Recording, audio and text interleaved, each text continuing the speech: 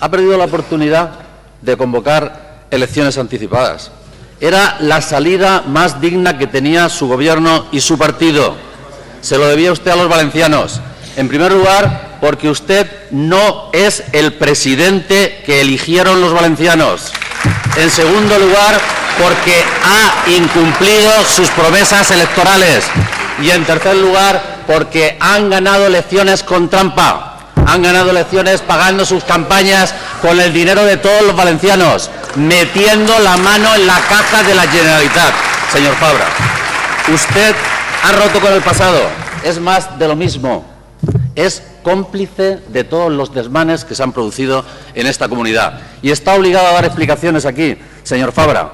Y debería pedir perdón a los valencianos en primer lugar y en segundo lugar depurar responsabilidades y, por supuesto, devolver lo robado, señor Fabra.